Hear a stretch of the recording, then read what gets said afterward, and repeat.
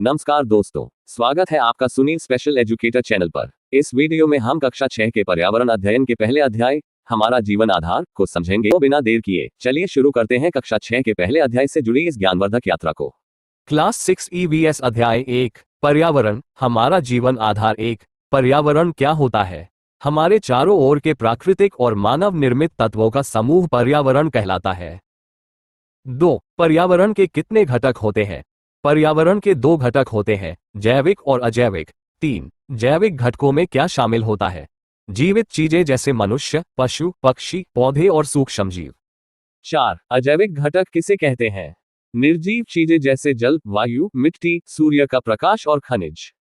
5 मानव निर्मित पर्यावरण के उदाहरण दें। इमारतें, सड़कें, पुल, वाहन और उद्योग। 6 प्राकृतिक पर्यावरण क्या होता है? पृथ्वी पर मौजूद सभी प्राकृतिक तत्वों का समूह प्राकृतिक पर्यावरण कहलाता है। 7 पारिस्थितिकी तंत्र इकोसिस्टम क्या होता है? जीवों और उनके पर्यावरण के बीच होने वाले परस्पर संबंध को पारिस्थितिकी तंत्र कहते हैं। 8 वातावरण और पर्यावरण में क्या अंतर है? पर्यावरण में जैविक और अजैविक दोनों घटक शामिल होते हैं, जबकि वातावरण में केवल वायुमंडल के घटक होते हैं। 9 संतुलित पर्यावरण क्यों आवश्यक है? क्योंकि यह जीवन के सभी रूपों को सहारा देता है और पृथ्वी को रहने योग्य बनाए रखता है। 10 जैवमंडल बायोस्फीयर क्या है? पृथ्वी का वह भाग जहां जीवन संभव है, जैवमंडल कहलाता है। 11 पर्यावरण प्रदूषण क्या है? जब पर्यावरण के प्राकृतिक संतुलन को हानिकारक तत्व नुकसान पहुंचाते हैं, तो इसे पर्यावरण प्रदूषण कहते हैं। 12 पर्यावरण को कौन कौन से मुख्य खतरे हैं? वायु प्रदूषण, जल प्रदूषण, जंगलों की कटाई और जलवायु परिवर्तन। 13 वनों की कटाई का पर्यावरण पर क्या प्रभाव पड़ता है? इससे भूमि का कटाव, जलवायु परिवर्तन और जैव विविधता का नुकसान होता है। 14 कार्बन डाइऑक्साइड पर्यावरण के लिए क्यों महत्वपूर्ण है?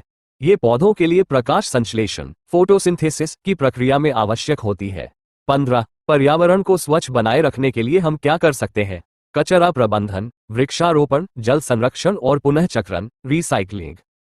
16 सतत विकास सस्टेनेबल डेवलपमेंट क्या है? प्राकृतिक संसाधनों का इस प्रकार उपयोग करना कि भविष्य की पीढ़ियों के लिए भी वे उपलब्ध रहें। 17 बायोडिग्रेडेबल और नॉन बायोडिग्रेडेबल कचरा में क्या अंतर है?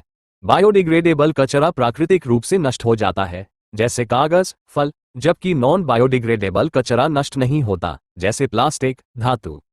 18 प्राकृतिक संसाधनों के 2 प्रकार कौन कौन से हैं?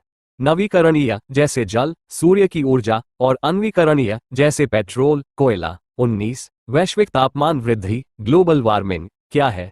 जब ग्रीनहाउस गैसों के कारण पृथ्वी का तापमान बढ़ता है, तो इसे वैश्विक तापमान वृद्धि कहते हैं। 20 पर्यावरण संतुलन कैसे बनाए रखा जा सकता है?